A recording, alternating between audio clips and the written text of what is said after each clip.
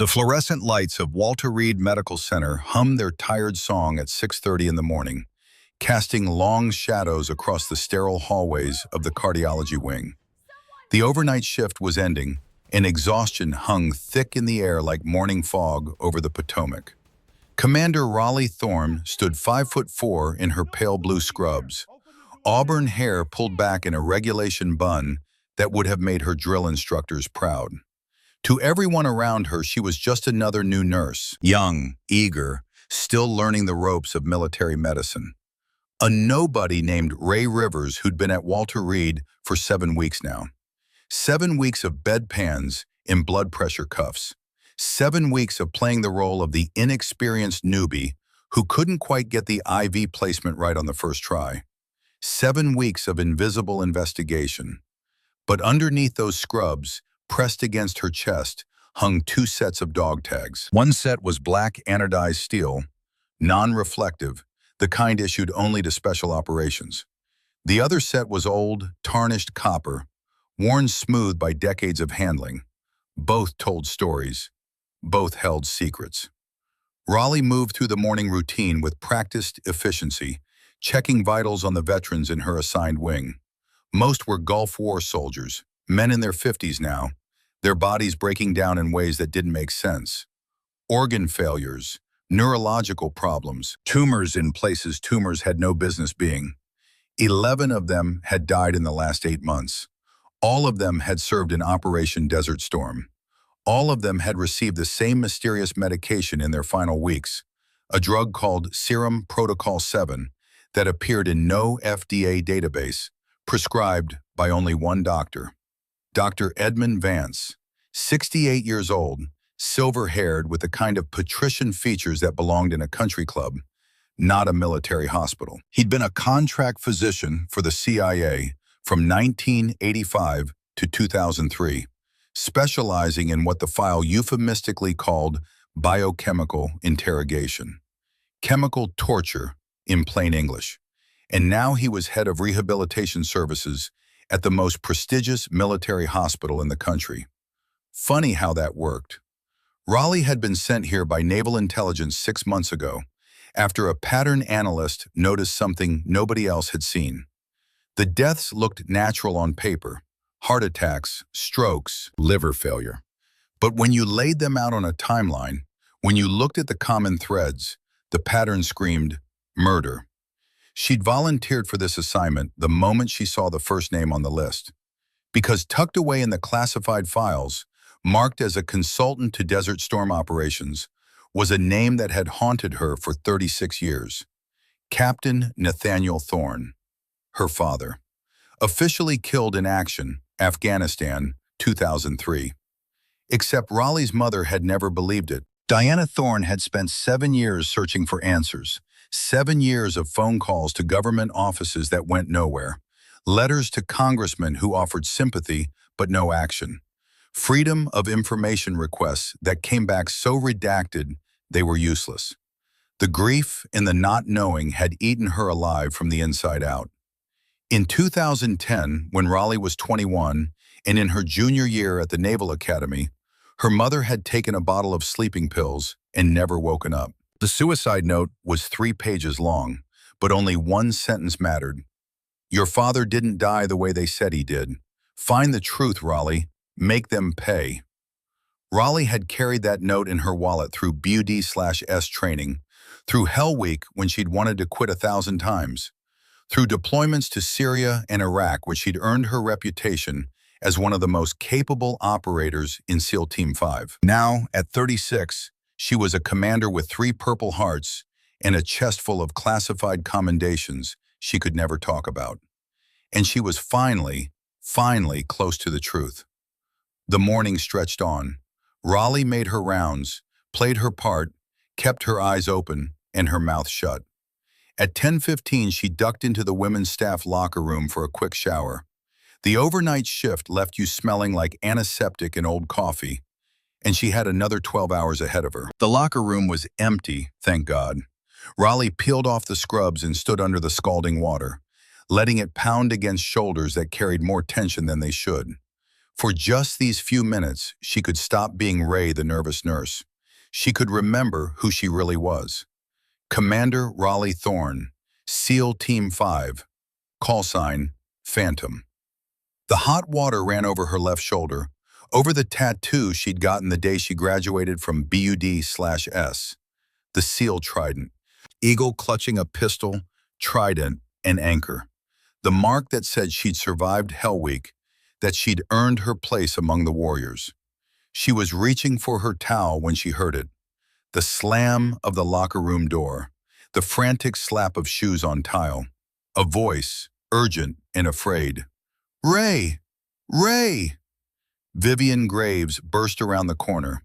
The head nurse was 62 years old, with iron gray hair pulled back so tight it looked painful. She had the kind of face that had seen too much, survived too much, the weathered features of a woman who'd spent 30 years in military medicine. Vivian never panicked. She was panicking now. "Code Blue, room 307. Sergeant Merrick's crashing."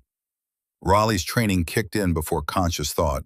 She grabbed her towel, wrapped it around herself, and ran. No time for scrubs. No time for anything except the primal imperative drilled into every SEAL. When a brother goes down, you move. Water dripped from her hair as her bare feet slapped against the cold linoleum. Behind her, Vivian's voice echoed through the corridor, calling for the crash cart. The third floor erupted in controlled chaos.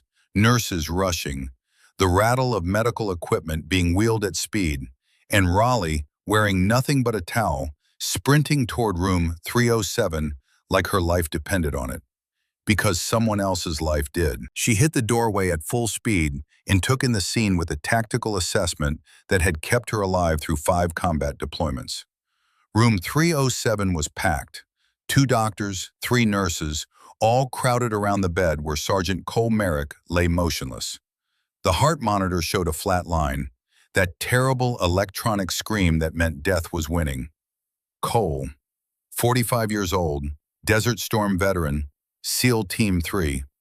They'd crossed paths during a joint training exercise 3 years ago. Good operator, good man, the kind of teammate you'd want at your 6 in a firefight. Dr. Edmund Vance stood at the bedside, hands on Cole's chest, performing compressions. But Raleigh saw it immediately, saw what nobody else in the room had noticed. The technique was wrong, deliberately wrong, too shallow, wrong rhythm, hands positioned incorrectly, an inch too high on the sternum.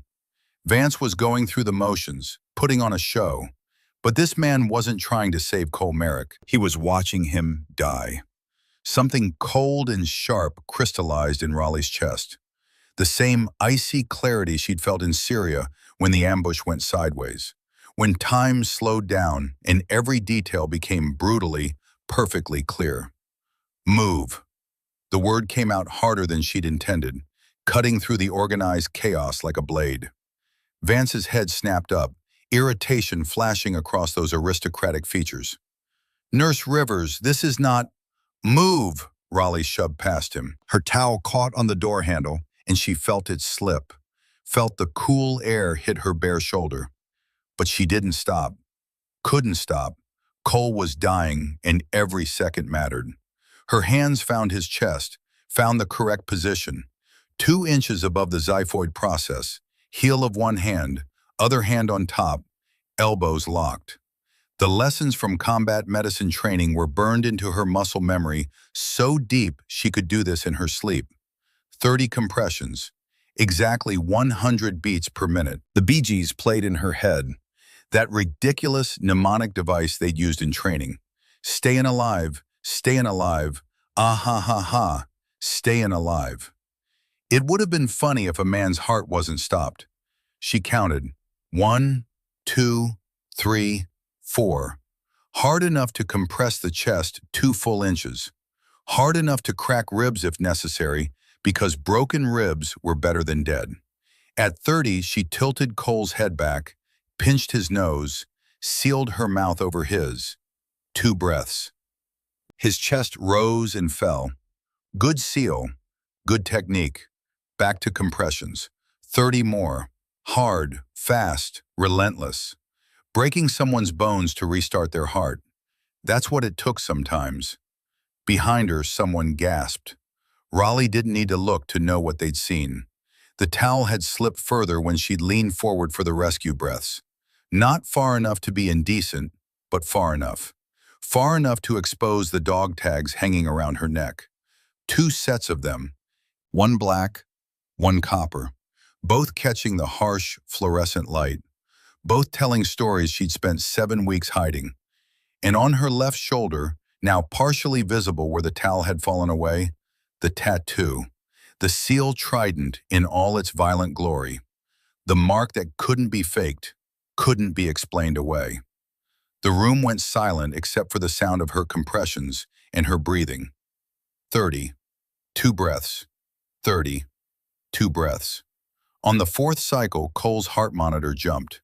A blip, then another, then a rhythm, weak and thready but there. His heart was beating again. Raleigh sat back on her heels, chest heaving, hands still positioned over his sternum in case she needed to start again. Cole's eyes fluttered open, confused and scared and alive. "Easy," she said softly, professionally. "You're okay, Sergeant, we've got you." Only then did she pull the towel back up, covering the tags in the tattoo. But the damage was done. Every person in that room had seen. The 5 witnesses to the moment her cover died. Dr. Vance stared at her with something between shock and fear in his eyes. The nurses looked confused, trying to process what they just witnessed. And in the corner of the room, standing perfectly still with eyes like a hawk tracking prey, was a man Raleigh had noticed during her rounds, but never spoken to. Colonel Garrett Blackwood, 68 years old according to his visitor badge, though he carried himself like a man 20 years younger. Silver hair cut military short, steel gray eyes that missed nothing. He wore civilian clothes, but the bearing was unmistakable. This was a warrior, had always been a warrior, would die a warrior. He was supposedly just a volunteer visitor, an old veteran who liked to spend time with wounded warriors, offering comfort and companionship to men dealing with the aftermath of service. But those eyes told a different story. Those eyes had seen combat, had made hard decisions, had looked death in the face and not blinked. Those steel gray eyes met Raleigh's for exactly 3 seconds.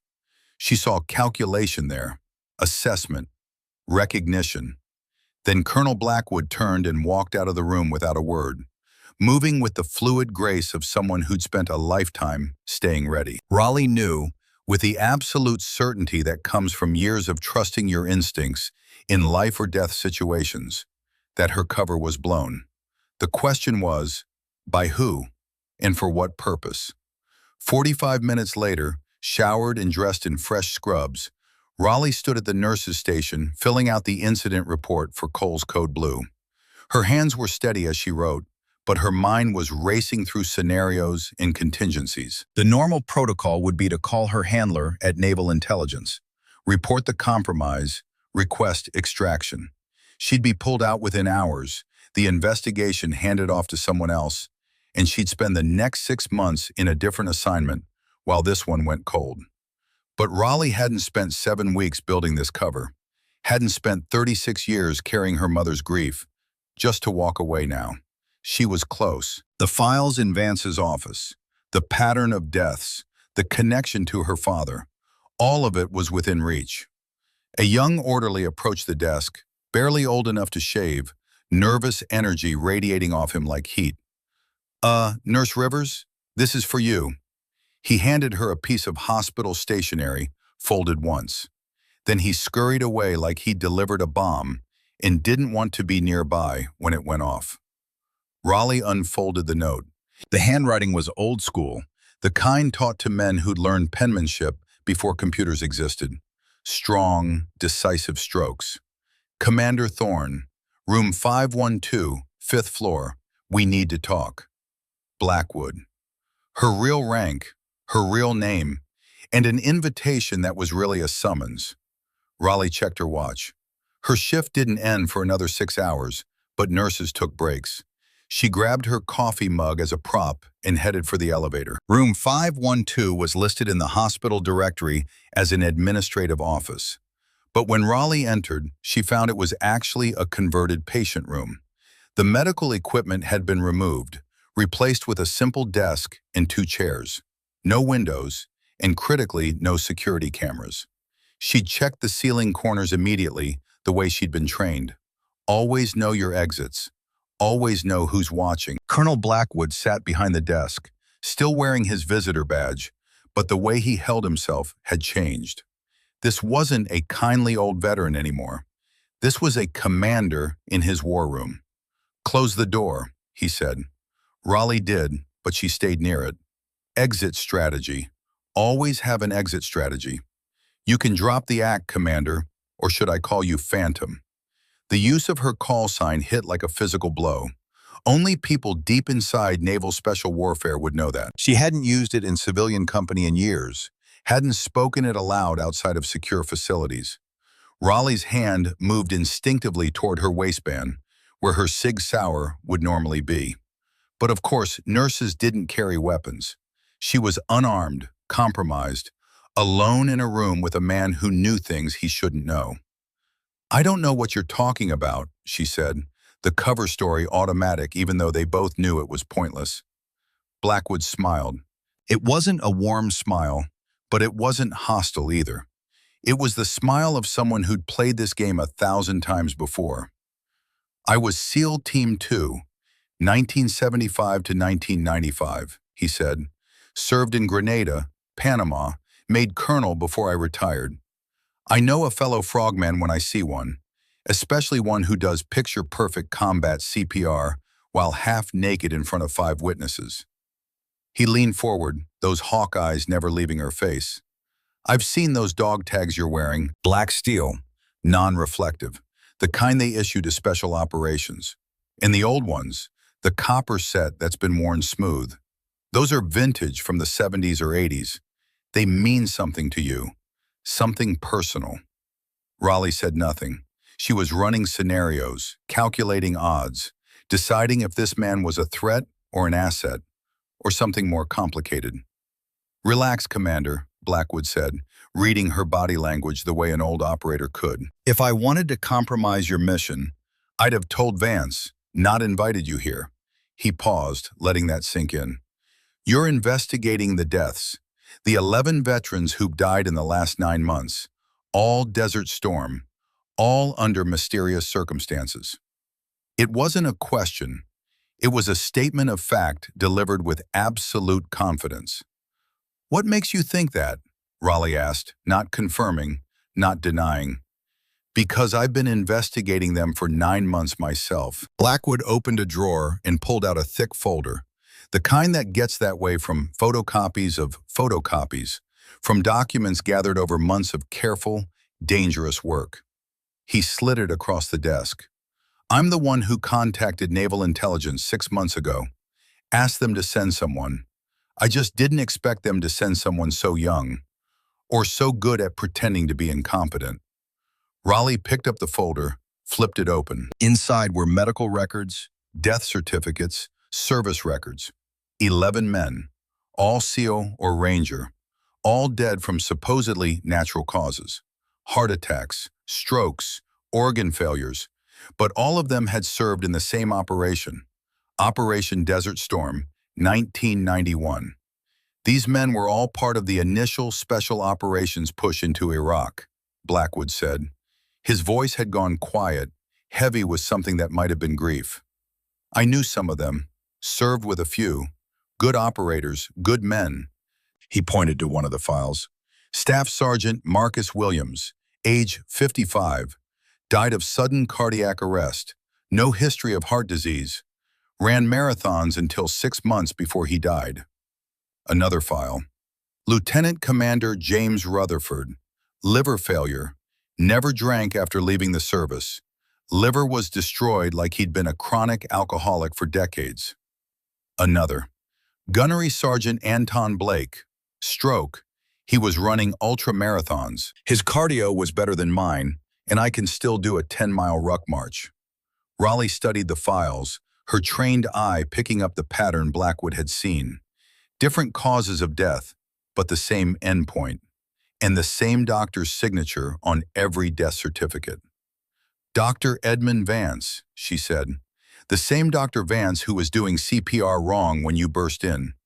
The same Dr. Vance who was a contract physician for the CIA from 1985 to 2003, specializing in biochemical interrogation. Blackwood's voice hardened, which is a polite way of saying he knew every drug, every chemical, every poison that could be used to torture or kill.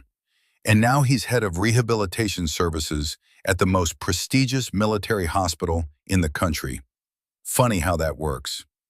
Raleigh closed the folder, met Blackwood's eyes. What's your angle in this, Colonel? Why investigate? Why call in naval intelligence? For the first time, something shifted in Blackwood's expression. The professional mask cracked, and underneath was something raw and painful.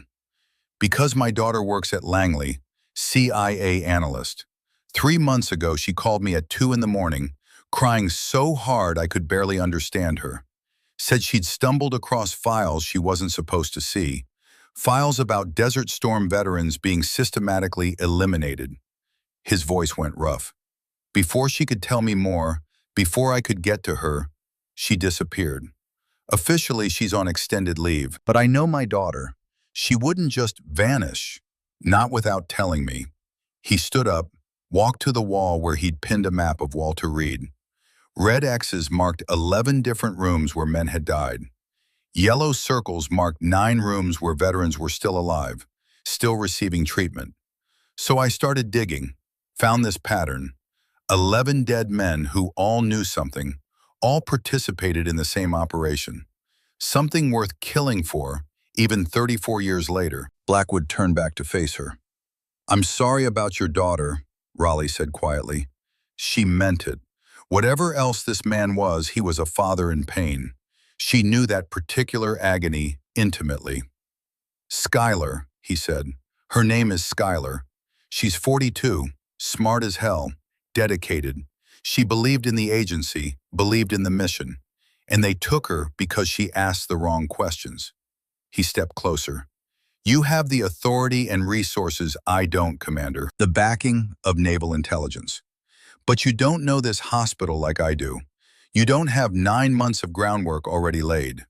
His eyes locked onto hers. We work together, we might actually save the 9 men still alive. And maybe, just maybe, we find out what happened to Skylar. What do you say? Raleigh considered. Every instinct screamed that this was a trap, that trusting anyone outside her chain of command was a violation of every protocol she'd been taught. But those same instincts, honed through years of combat, told her Blackwood was genuine. A father seeking justice for a daughter who'd been disappeared for asking questions. Just like Raleigh's mother had asked questions. Just like those questions had driven her to suicide when the not knowing became unbearable. There's something else you should know, Raleigh said. This isn't random for me either. She pulled out her phone, brought up a photo she'd carried for 36 years. A family picture from 1989. A young couple holding an infant.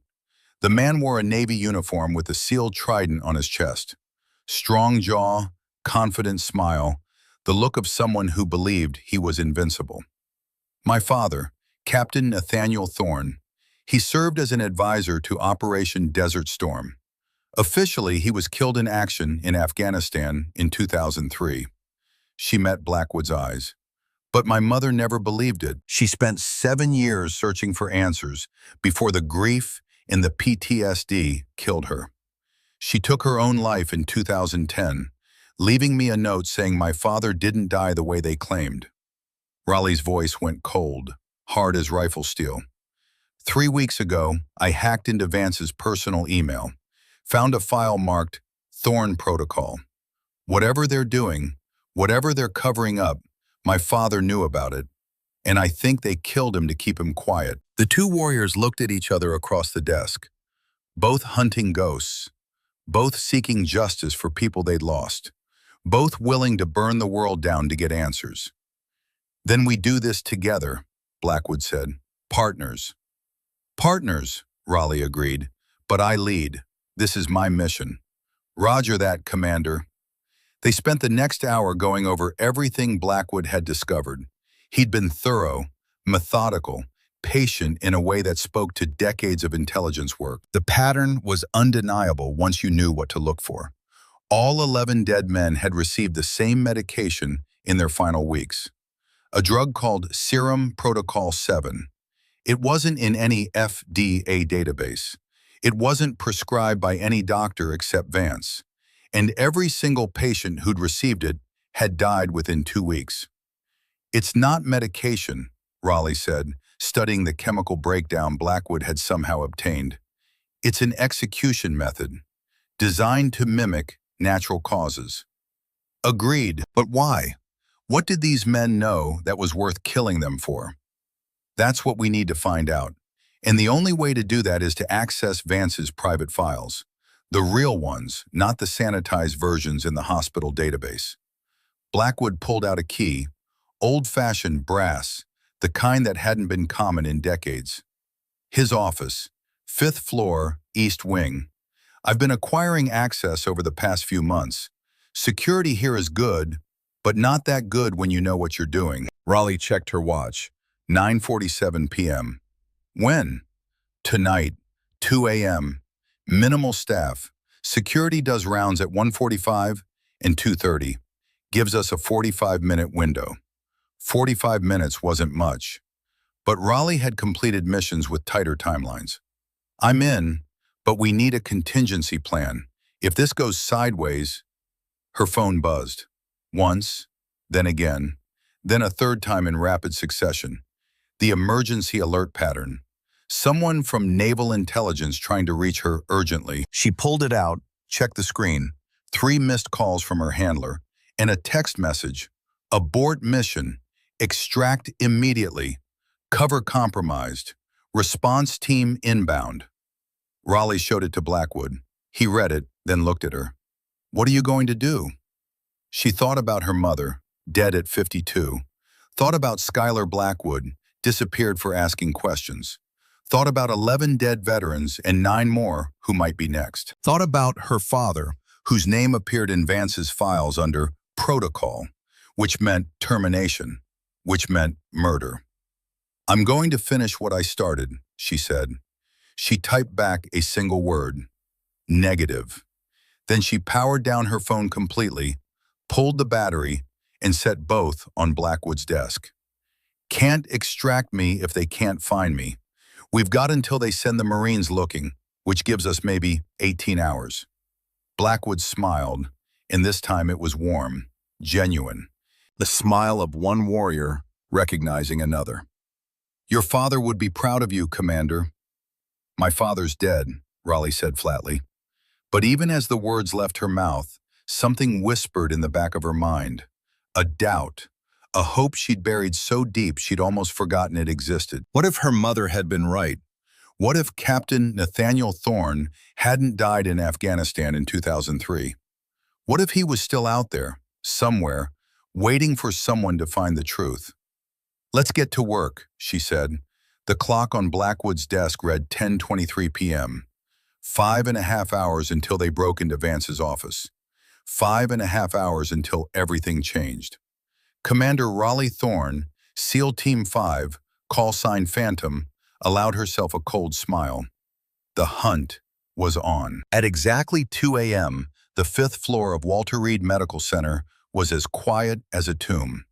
The skeleton crew of night nurses worked their rounds 3 floors below. Security had just completed their 1:45 sweep and wouldn't return until 2:30. The hallways were empty, lit only by the dim glow of emergency lighting.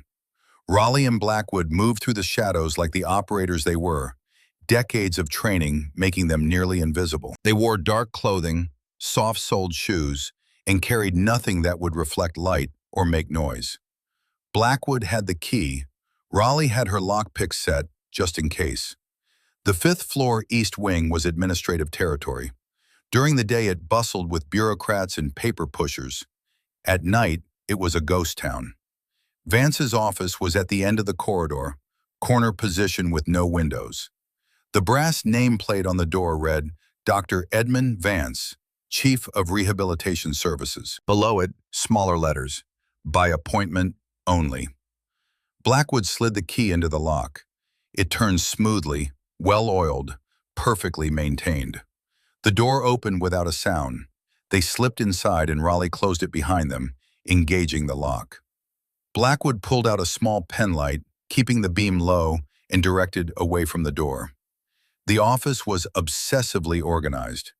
Diplomas arranged in perfect rows on the wall, medical textbooks sorted by height, a desk so clean it looked like a museum display. Filing cabinet, Raleigh mouthed, pointing. While Blackwood kept watch at the door, listening for footsteps, Raleigh went to work on the cabinet lock. It was older than the electronic systems on the office door, a standard pin tumbler that yielded to her picks in under 2 minutes.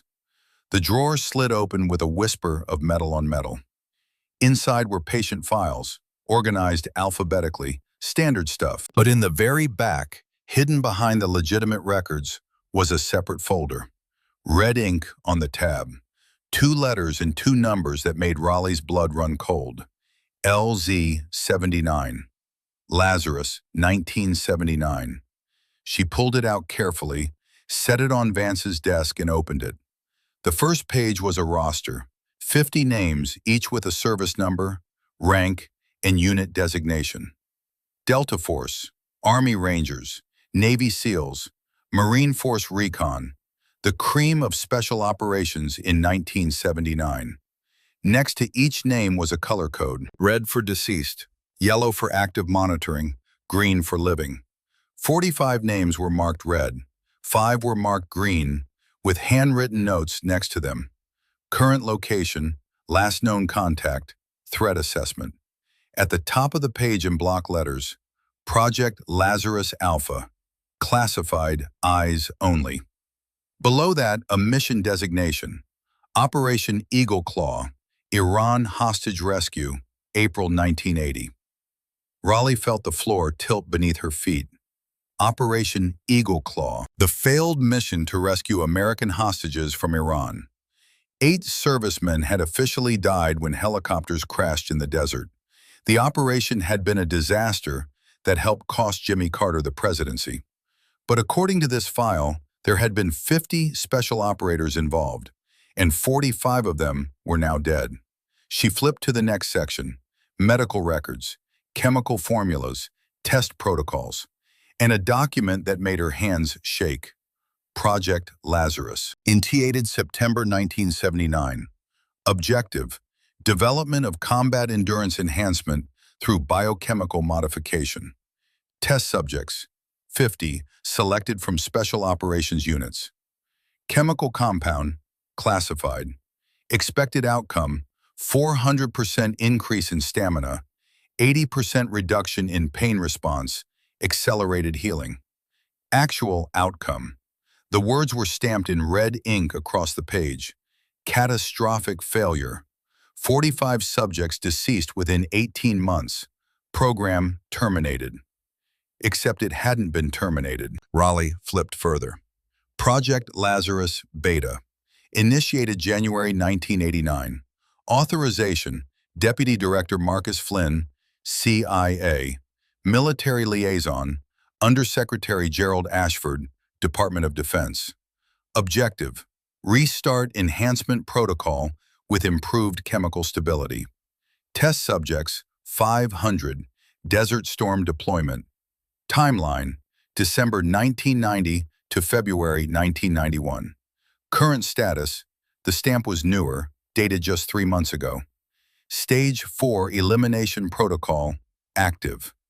Elimination protocol. They weren't just covering up a failed experiment.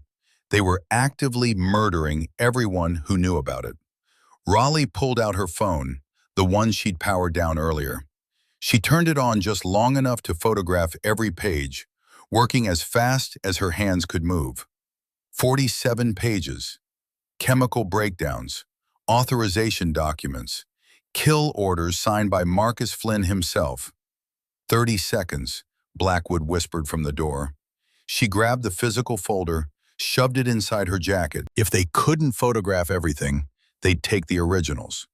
Let Vance and Flynn try to explain where the evidence went. They slipped out of the office, Blackwood locking it behind them. The hallway was still empty, but Raleigh could hear footsteps now, echoing up from the stairwell. Security making their rounds, early. They moved fast but quiet, taking a different route back. Through a supply closet, down a service corridor, past the kitchen where the morning prep crew was just starting to arrive. They separated at the third floor, Blackwood heading to the visitor parking lot, Raleigh back to the nurse's locker room. She was supposed to shower, change, act like she just finished her shift. But when she pushed through the locker room door, 6 people were waiting. Vivian Graves stood in the center, flanked by 5 men in tactical gear. Not hospital security, private military contractors, the kind with dead eyes and trigger discipline that spoke to serious training. And Vivian wasn't holding a clipboard anymore. She was holding a Glock 19, pointed directly at Raleigh's chest. "The folder, Commander, hand it over." Raleigh's hand was already inside her jacket, fingers wrapping around her own concealed weapon. She'd retrieved it from her locker earlier, strapped it to her waistband under the scrubs. A Sig Sauer P226, loaded with 15 rounds of 9mm hollow points. 6 hostiles, 15 rounds. Bad odds, but not impossible.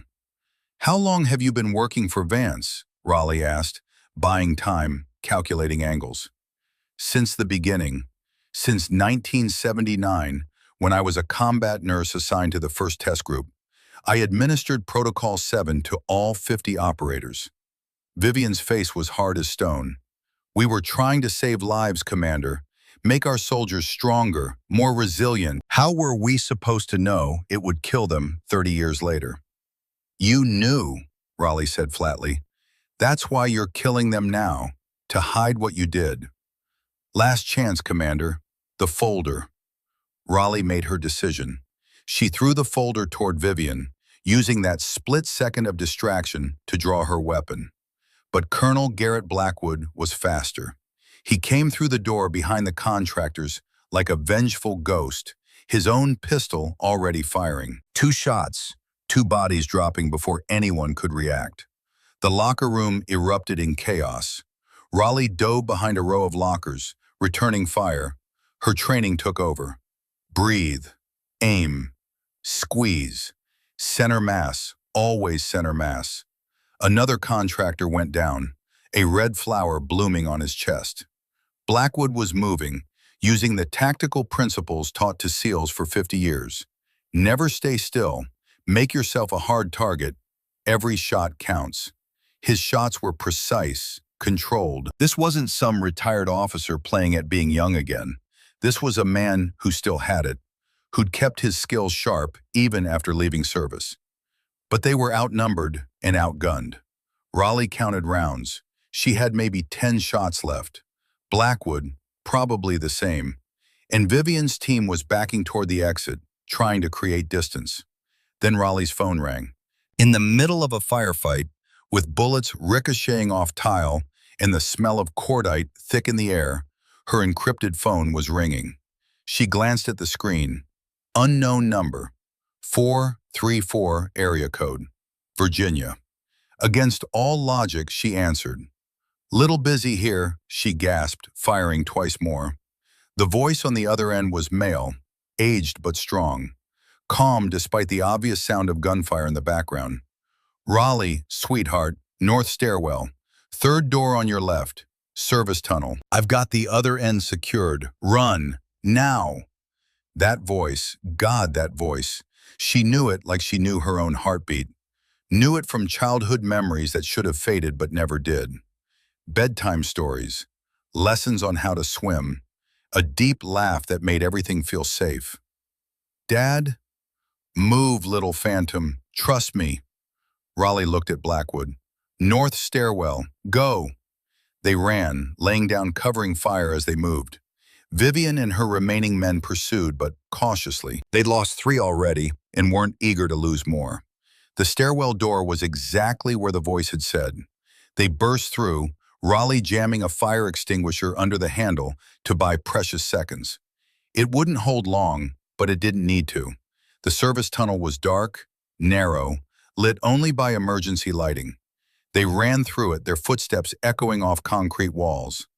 Behind them, the sound of the door being forced open, shouts, orders being barked. The tunnel ended at a heavy metal door with a manual release. Raleigh hit it hard, and they spilled out into a loading area behind the hospital. A black SUV sat there, engine running, driver's door open. And leaning against it, silhouetted in the pre-dawn light, was a man Raleigh hadn't seen in 36 years. Except she had seen him. She'd seen him in old photographs, in the picture her mother kept on the mantle, even after the suicide. She'd seen him in her own reflection every time she looked in a mirror and recognized the shape of her jawline, the color of her eyes. Captain Nathaniel Thorne, Navy SEAL, her father. He was 75 years old now, silver hair and beard, lean in the way of men who'd spent their lives staying ready. He wore jeans and a Navy jacket, and when he straightened up from the SUV, she saw the same bearing, the same confidence, the same warrior's stance she remembered from childhood. "Hey, Phantom," he said softly. "Took you long enough to find me." Raleigh couldn't speak, couldn't move. 36 years of grief and anger and determination, and it all shattered in this single moment. Her father, alive, standing right in front of her. "Dad," she managed to whisper. "We'll have time for reunions later, sweetheart. Right now, we run." He glanced at Blackwood, and something passed between the two old warriors. Recognition. Respect. "Colonel Blackwood, good to see you're on the right side." "Captain Thorne," Blackwood replied, his voice thick with emotion. "We thought you were dead." That's what they wanted everyone to think. "Now get in." Behind them, Vivian and her team burst from the loading area. Shots fired. A bullet shattered the SUV's rear window, spraying safety glass across the back seat.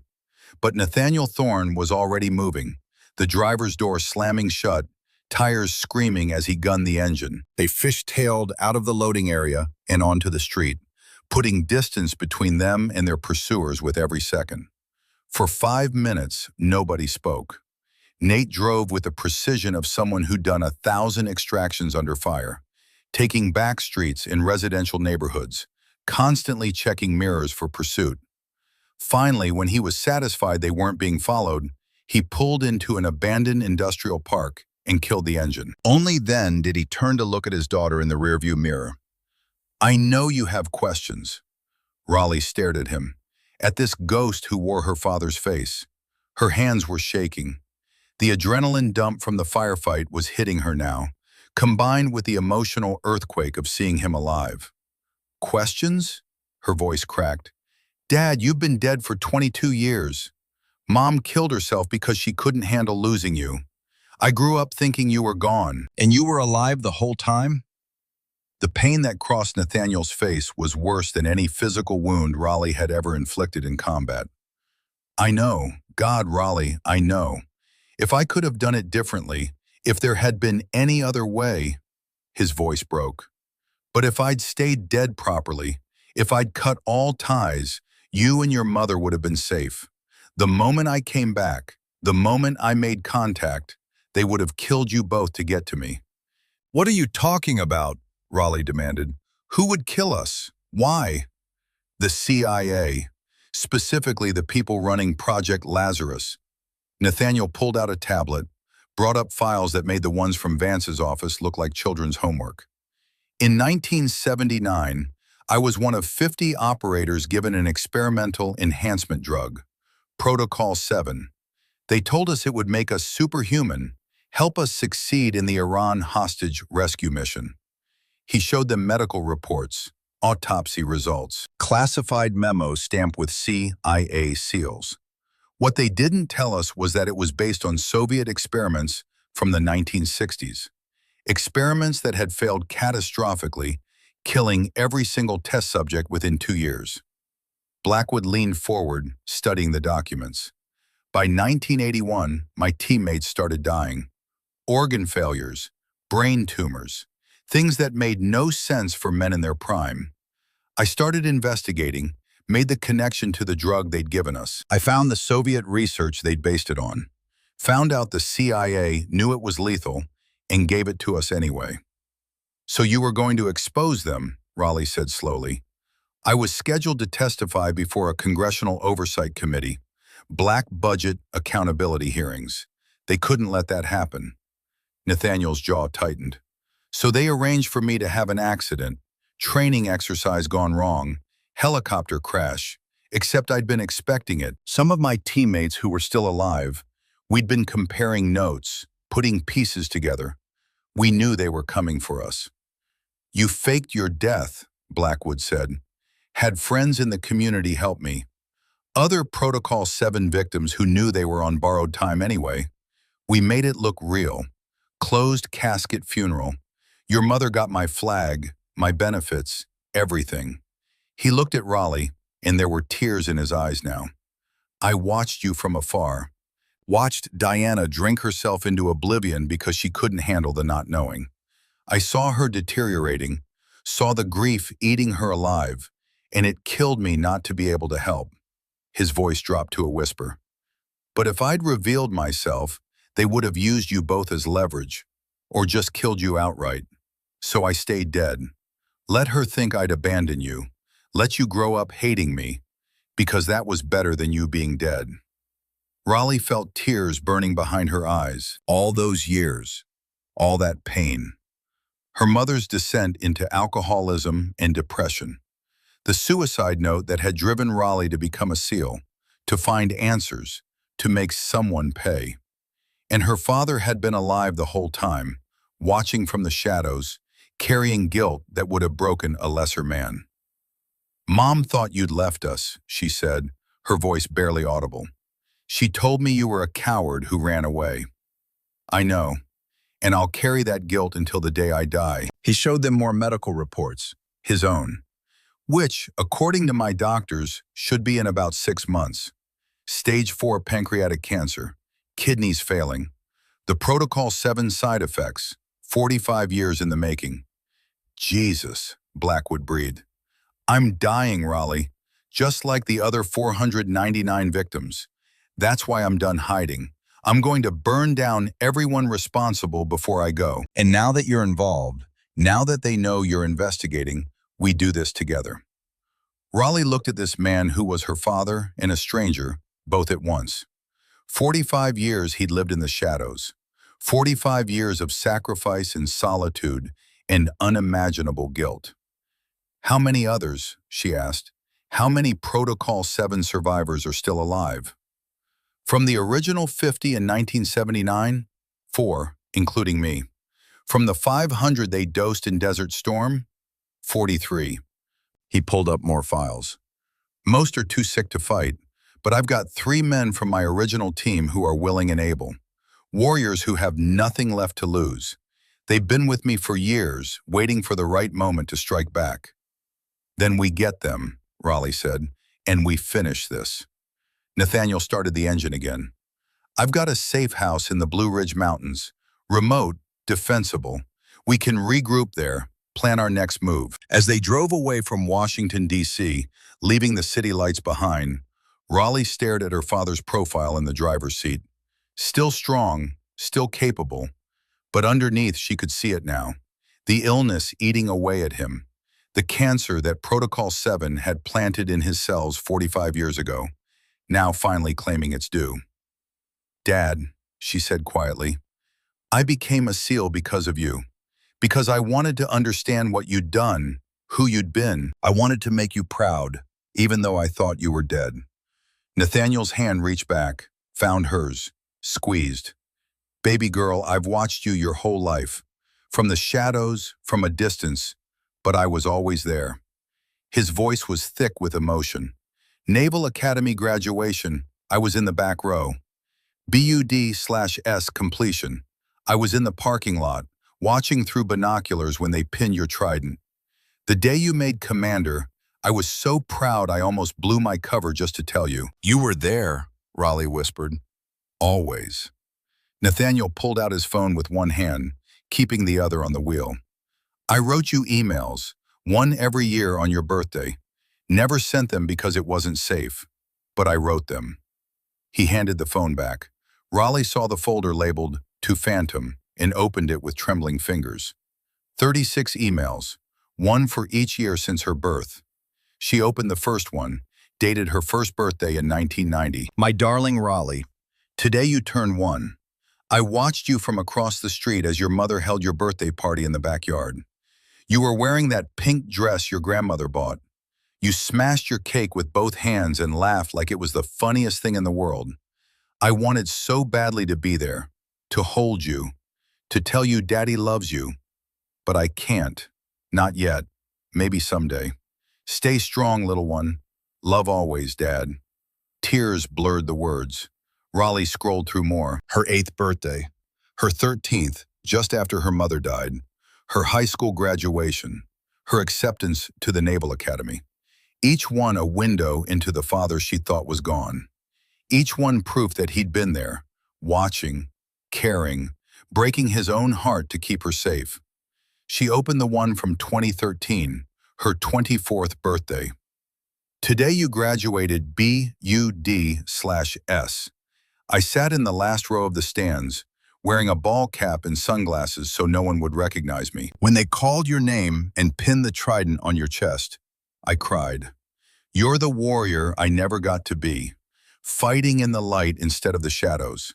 You're everything I hoped you'd become. I'm so proud, little phantom. I love you more than words can say. Dad. You were there, she whispered. Always. At your BUD/S graduation, I was the man in the parking lot with the old Nationals cap. At your commander ceremony, I left the white roses on your car. Your mother's favorite flower. Raleigh scrolled to the last email, dated just 2 weeks ago. Her finger hovered over it, hesitant. Read it, Nathaniel said softly.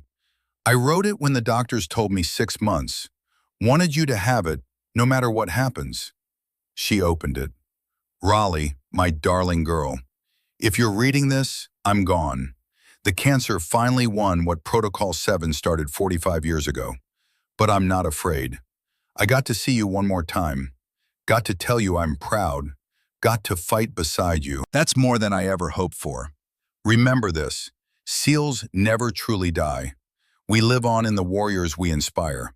You inspired me to come out of the shadows. Now inspire others to stand in the light. I love you, little phantom. Always have.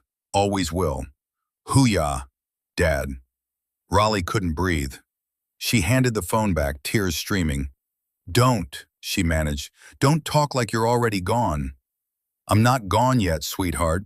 We still have work to do. They drove in silence for a while, heading into the mountains where Nathaniel had spent decades in hiding, where 3 other dying warriors waited, all of them ready to fight one last battle. As the sun rose over the Blue Ridge Mountains, painting the sky gold and crimson, Raleigh felt something she hadn't felt in 36 years. She felt like she had a family again, and together they were going to make the bastards pay. The safe house was exactly what Raleigh expected from a man who'd spent 45 years living off the grid. A cabin that looked abandoned from the outside, weathered wood siding and a sagging porch that suggested nobody had lived there in decades. But the solar panels on the roof told a different story, as did the reinforced door frames and windows that were definitely bulletproof. Inside was a tactical operations center that would have made any SEAL team jealous. Computer equipment lined one wall, multiple monitors showing news feeds and encrypted communications channels. Weapons racks held enough firepower to equip a small platoon. Maps covered another wall, marked with locations, dates, and names in red ink. And sitting at a table cleaning weapons were 3 men who looked like they'd walked out of history itself. They stood as Nathaniel entered, old habits and military bearing that never quite went away, even after decades. These weren't just veterans. These were warriors who'd stared death in the face so many times they'd stopped counting. Gentlemen, Nathaniel said, this is my daughter, Commander Raleigh Thorne, and Colonel Garrett Blackwood. They're part of the team now. The first man was tall and lean, in his 70s but still moving like someone 20 years younger. His hands trembled slightly as he extended one for a handshake, the fingers twisted by arthritis that looked painful. Sergeant Major Kane Bishop, Delta Force retired. Explosives were my specialty back when I had working hands. He held up those gnarled fingers. Protocol 7 attacks the joints first, but my brain still remembers every formula, every detonation sequence. I can't tie my own shoes anymore, but I can still blow a door off its hinges. The second man was shorter, stockier, with gray hair buzzed military short. He had the weathered look of someone who'd spent years in harsh environments. Master Chief Wyatt Stryker, SEAL Team 2. I can still drive like hell even if my kidneys are shot to pieces. He gestured to a dialysis machine in the corner. 3 times a week, 4 hours at a time, but between sessions, I'm good to go. The third man was the oldest, maybe 76, but his eyes were sharp as broken glass. He moved slowly, carefully, like every step required concentration. Gunnery Sergeant Finn Marlowe, Marine Force Recon, sniper. He gestured to a rifle case leaning against the wall. 487 confirmed kills across 3 wars. Brain tumors giving me double vision now, but I've learned to compensate. One of those 2 images is always the real target. Raleigh shook hands with each of them, feeling the tremors, seeing the yellow tinge of organ failure in some of their eyes. These men were dying, not might die someday. They were actively in the process of dying, their bodies breaking down from the inside out. And yet they stood ready to fight. "Hoo-yah," she said softly. "Hoo-yah," they echoed. Blackwood spread the files they'd taken from Vance's office across the table. Kane pulled on reading glasses with those twisted hands, studying the documents with the intensity of someone who'd spent a lifetime analyzing intelligence. "Authorization chain stops at Flynn," he said, "but there's a reference here. Per Pentagon approval, file SD7. SD, Blackwood said, Secretary of Defense, or someone in that office. "We need Vance," Raleigh said. "He's the weak link. Get him to confess on record, and we bypass the classification issues." "Vance won't talk willingly," Blackwood countered. "Then we make him unwilling to keep silent," Stryker said. Nathaniel shook his head. "Too risky. The moment Vance disappears, they'll destroy everything. We need to move faster than that." "How fast?" Raleigh asked. "We grab Vance, get his confession, and go public within 12 hours. Give them no time to prepare." Kane was looking at his phone. "Problem. Vance has been moved to Facility 7 Delta, CIA black site, 30 miles from here." "Then we go in and get him," Raleigh said. Nathaniel looked at his daughter with something like pride. "We go as a team. Kane blows the power. Finn provides overwatch. We infiltrate, extract Vance, and get out." "Tonight," Raleigh said. "Every hour we wait, they're moving pieces." "Agreed," Nathaniel said. "Gear up, full tactical." They spent the afternoon preparing. As the sun set over the Blue Ridge Mountains, they gathered for a final briefing. "Rules of engagement," Nathaniel said. "CIA personnel are Americans. Non-lethal where possible. But if it's you or them, you choose you. Clear?" "Clear," everyone responded. They activated comms. Phantom, Ironside, Boom, Wheels, Hawkeye, Watcher. "Insertion in 3 hours," Nathaniel said. Raleigh found herself unable to sit still. Nathaniel sat beside her. "Talk to me," he said quietly. "I don't know what to say." He pulled out his phone again, showing her the folder of emails. "I've been proud of you every single day. You became everything I hoped you'd be." Tears were streaming down Raleigh's face now. "I forgive you," she said, "for staying away. I understand now." Nathaniel pulled her into a hug, and for the first time in 36 years, Raleigh felt truly safe. At 10 p.m., they moved out. 2 vehicles. Facility 7 Delta was surrounded by forest and warning signs. They parked a mile out and covered the remaining distance on foot with night vision goggles. Through her NVGs, Raleigh could see the facility clearly. 3 buildings, perimeter fence, guard tower, floodlights sweeping. "Hawkeye, you're up," Nathaniel said. Finn was in position, 900 yards out. "Copy. I have eyes on 2 roving patrols." "Boom, ready when you are." Kane had the power junction wired. "Charges set. On your mark, Ironside." "Mark in 5, 4, 3, 2, 1, execute." The explosion was muffled. The floodlights died. Emergency lighting kicked on. "Move," Nathaniel commanded. They approached through a pre-cut fence section, moving in tactical formation. 2 tangos responding, Finn reported. They reached the service entrance. The door clicked open. Inside was a corridor lit by red emergency lights. Raleigh moved on point, weapon up. A guard appeared. She closed the distance. Combat chokehold. 10 seconds. He went limp. 1 down, non-lethal. They found the basement stairwell. Kane placed a shaped charge on the door. "Fire in the hole!" The charge detonated. They pulled the door aside and moved into the basement. 6 cells, 5 empty. The 6th held Dr. Edmund Vance, blood-stained and terrified. He looked up as they entered, relief in his eyes. "Commander Thorne, come to kill me?" "Come to save you, whether you deserve it or not." She shot the lock off. Nathaniel stepped forward. "Thorne? Nathaniel Thorne? But you're dead." "Yeah, I get that a lot. Edmund, it's been a long time. On your feet." They moved back up. The building was coming alive. Voices, footsteps, weapons being readied. "Thunder, we need an exit. North side service door." They changed direction. A guard appeared ahead. This time there was no sneaking up. Raleigh fired first. 2 shots center mass. The guard went down. "Contact. Lethal force engaged." They ran now. Kane kicked open the service door. Immediately gunfire erupted. "Hawkeye, I need that tower guard down." Long pause, then Finn's voice, regretful. "Copy." The rifles report. The tower guard dropped. "Tower neutralized." They ran for the fence, half carrying Vance. More guards poured out. Finn provided covering fire. Stryker brought the Humvee roaring up. They dove in, already moving. Behind them, the facility disappeared into darkness. Back at the cabin, they secured Vance in a holding cell. Then they debriefed. "Casualties?" Nathaniel asked. "1 lethal," Finn said quietly. "The tower guard. No other option." "Understood. Not your fault, Finn."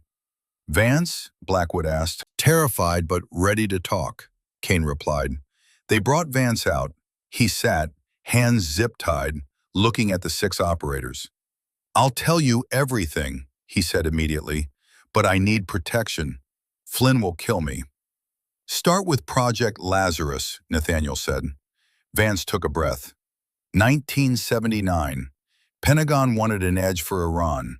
Biochemical enhancement based on Soviet research that had killed every test subject. "We thought we'd fixed it. We were wrong." He looked at Nathaniel. 50 operators, including you, Captain. By 1981, cellular breakdown. No cure. Flynn ordered restart in 1989. Desert Storm. 500 more men. "How many have you killed?" Nathaniel asked. 11, at Walter Reed. All Protocol 7 subjects. All on Flynn's list. "Who authorized this at the Pentagon?" "I don't know the name. Flynn kept it compartmentalized. But there are SD7 files at CIA headquarters." Kane was at his computer. "I can hack Langley, but it'll take 48 hours. "We don't have 48 hours, Raleigh said. She had an idea. "We don't hack in. We force Flynn's hand. We leak Vance's confession online, post it everywhere, make it impossible to suppress. Flynn will panic, contact his superiors. We track where he runs." Nathaniel considered. "Once we go public, we're fully committed. No going back." "There's no going back anyway, Dad. We go public now, or we die in the shadows." One by one, the dying warriors nodded. Then we do it, Nathaniel said. Kane, set up recording equipment. For the next 3 hours, they recorded everything. Vance's confession, the documentation, medical records, kill orders with Flynn's signature. They compiled it into a comprehensive file.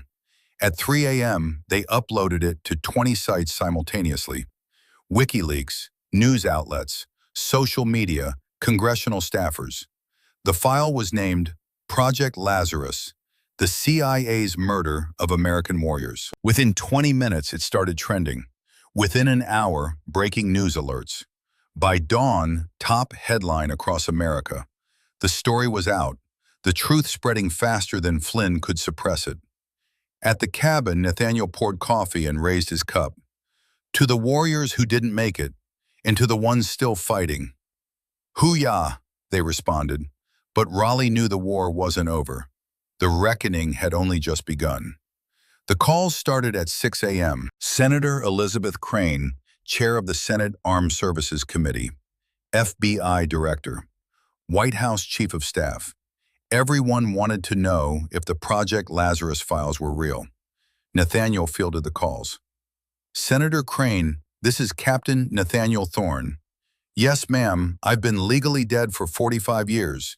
And yes, every word in those files is true. He listened. We have Dr. Vance in protective custody. He's willing to testify, but we need security guarantees. More listening. Then Nathaniel smiled grimly. That would be acceptable, Senator. When can you have them here? He hung up. Senator Crane is sending Marines, full company strength. They'll be here in 3 hours to provide protection and escort us to Washington. Marines? Stryker said. Hell, we might actually survive this. Don't celebrate yet, Blackwood said, pointing at the news. On screen was a press conference. Deputy Director Marcus Flynn, behind a podium with the CIA seal, looking calm and composed. The documents released online this morning are a mix of authentic files and fabricated propaganda, Flynn was saying. Yes, Project Lazarus was a real medical research program in the 1990s, but it was discontinued when early results proved inconclusive. The allegations of murder are completely false. He's good, Kane muttered. It won't work, Raleigh said. We have Vance. We have medical records. We have bodies with Protocol 7 in their systems. Nathaniel pulled up a tracking program on his tablet. I put a trace on Flynn's phone last night. Let's see who he's calling. The list was illuminating. Flynn had made 17 calls in the past hour, most to CIA officials. But 3 calls stood out, all to the same number, a Pentagon extension. Kane traced it. Office of the Undersecretary of Defense for Policy. That's Gerald Ashford, former CIA Deputy Director himself. That's our architect, Nathaniel said. Ashford created Project Lazarus. Flynn executed the cleanup. Before they could discuss further, Finn called out from his position on the roof. Movement on the access road. Multiple vehicles. Black SUVs. Everyone grabbed weapons and moved to defensive positions.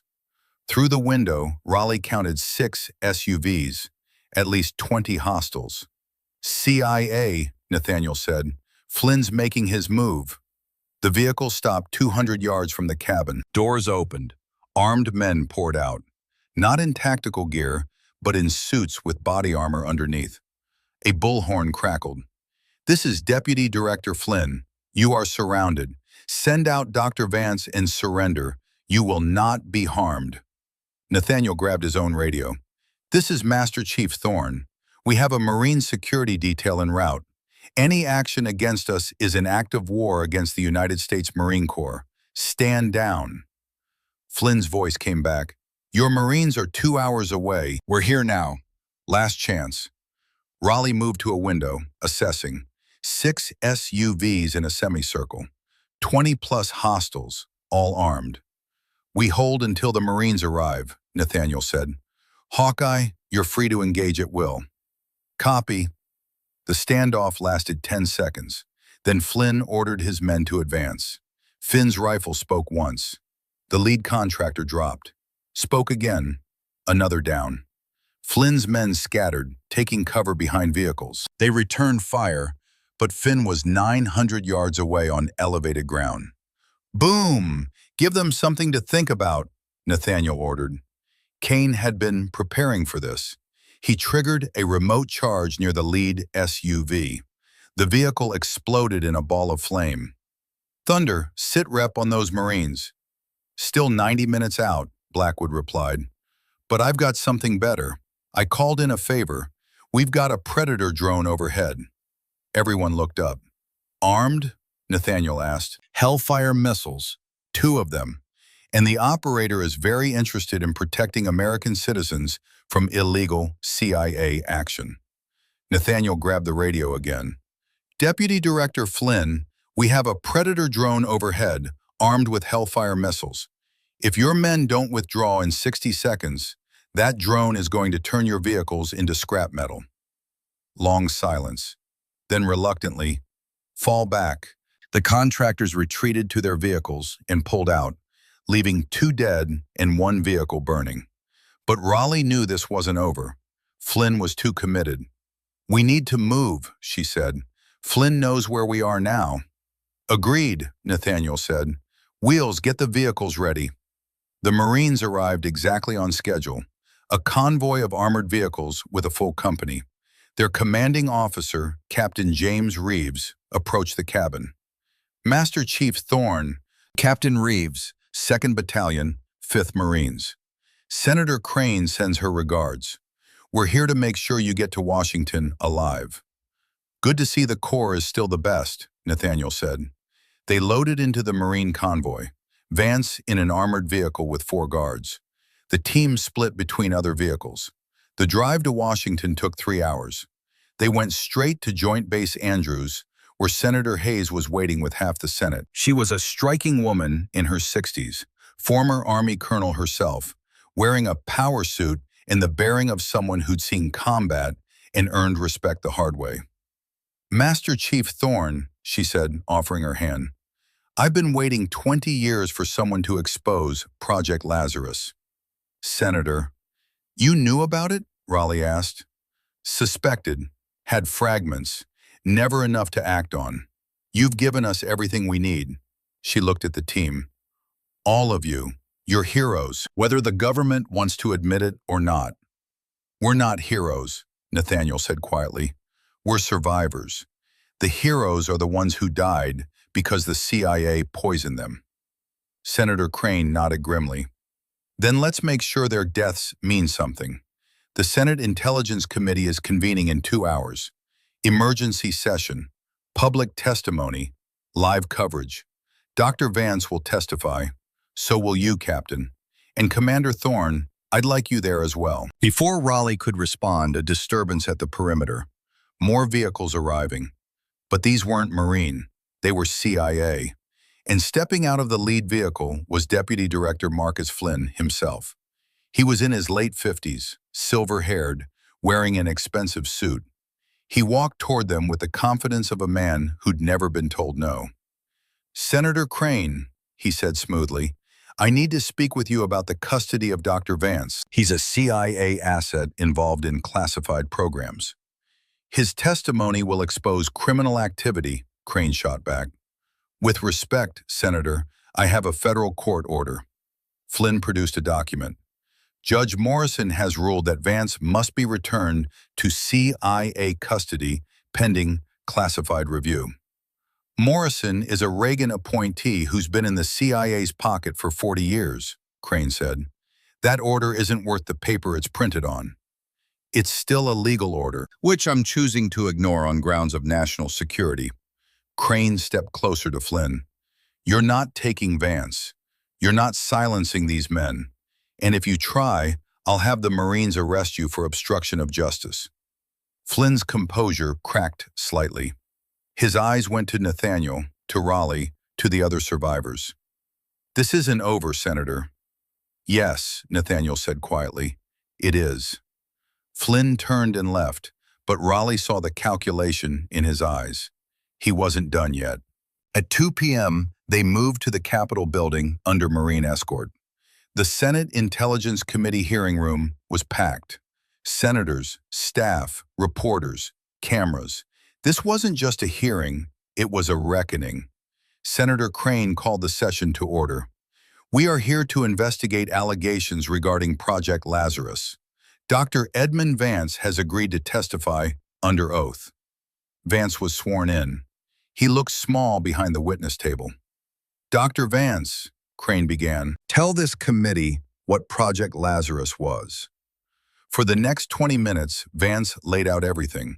The origins in 1979, the Soviet research, the testing on American service members, the deadly side effects, and most damning, the decision to eliminate witnesses.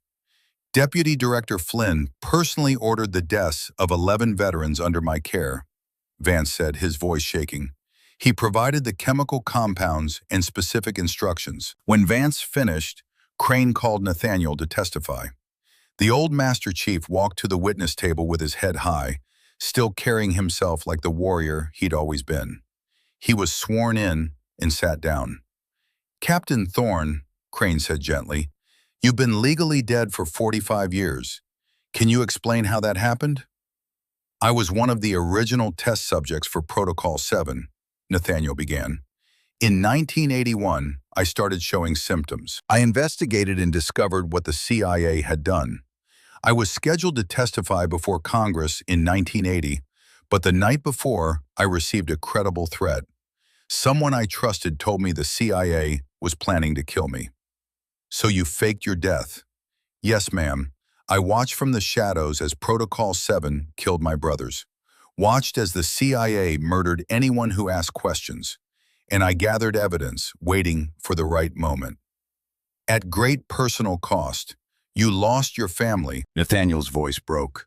My wife couldn't handle the grief of thinking I was dead. She took her own life. And my daughter grew up believing her father had abandoned her. That's the price I paid for staying alive, for getting to this moment. There wasn't a dry eye in the room. Senator Crane called Raleigh next. She testified about her investigation, the pattern of deaths, the conspiracy to cover up Project Lazarus. My father knew the truth, she said, and I believe they killed him to keep him quiet. Except he didn't die. He survived. And together we're making sure the truth comes out. She pulled out Nathaniel's phone. These are 36 emails my father wrote to me over 45 years. One for every birthday. Never sent because it wasn't safe. But he was always there, watching, hoping, waiting for the day we could fight this together. She read one aloud. The BUD/S graduation email. When she finished, the chamber was silent. Many were crying. By the time the hearing ended, the story was clear. The CIA had experimented on American soldiers, poisoned them, and then murdered them to hide the evidence. This committee will be issuing subpoenas, Crane announced. We want Deputy Director Flynn, Undersecretary Ashford, and everyone else involved. And I'm calling for the appointment of a special prosecutor to bring criminal charges. As they left the hearing room, reporters swarmed, but the Marines kept them at bay. Outside, Raleigh saw something that made her stop. The FBI was arresting Marcus Flynn. Right there, live on television. Handcuffs, Miranda rights, the whole thing. Flynn's career was over. His freedom was over. His life as he knew it was over. 3 days later, Undersecretary Gerald Ashford resigned and was subsequently arrested on similar charges. One by one, everyone involved in Project Lazarus was exposed. Some resigned, some were fired, some were arrested. The president issued a formal apology to all Protocol 7 victims and their families.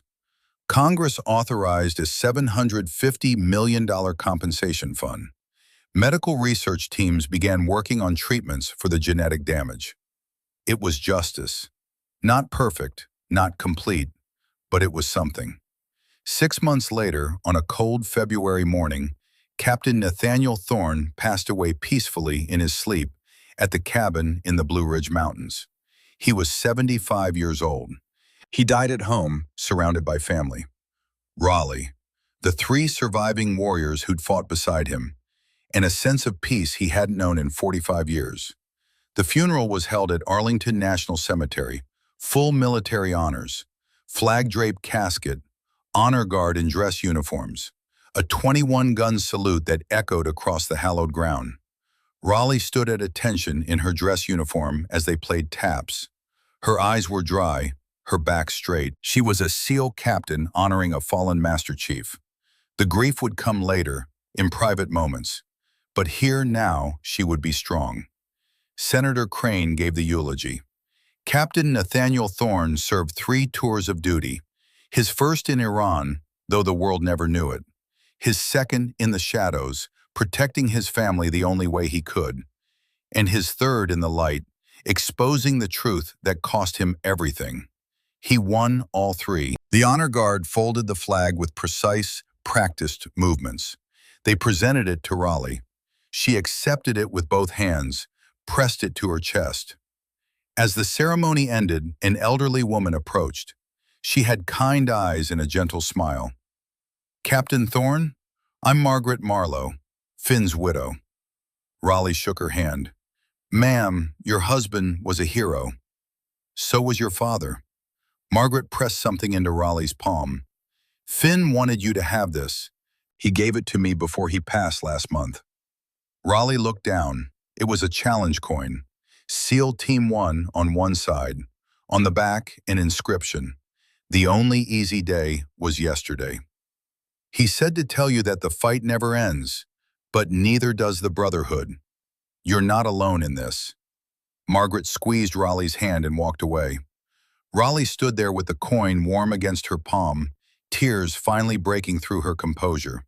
She wasn't alone. She had her brothers and sisters in arms.